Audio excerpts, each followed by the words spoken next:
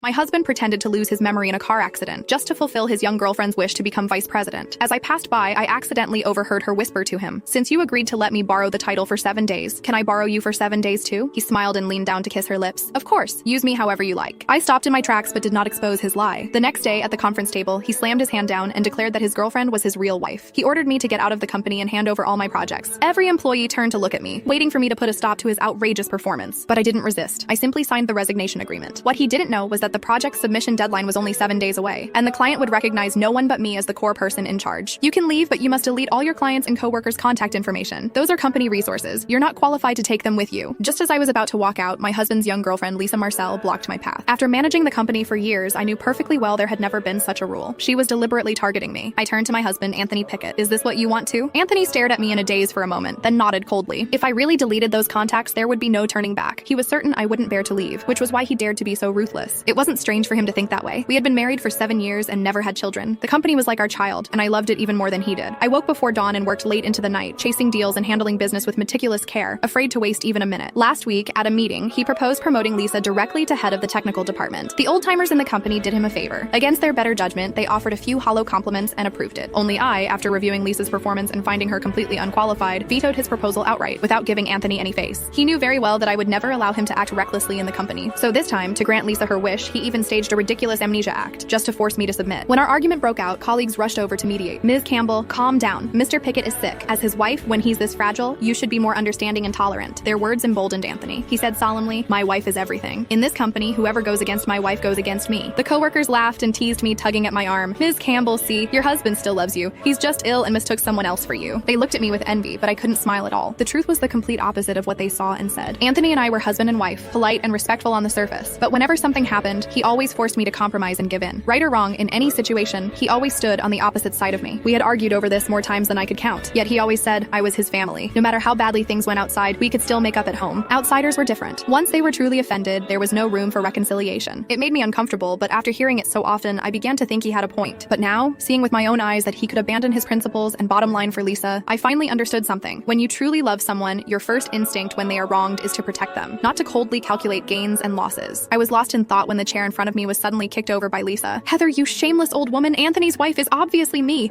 If you dare spout nonsense again, I'll rip your mouth apart." She pointed at me and screamed as if I were the one destroying someone else's family. Anthony watched the whole scene without saying a word. He simply stood behind Lisa, silently backing her up. I smiled. "Fine, I'll delete them." As soon as I spoke, I took out my phone and posted on my social feed that I had resigned. Then I raised my hand to log out of my work account. Seeing that I was serious, Anthony suddenly panicked and rushed to stop me.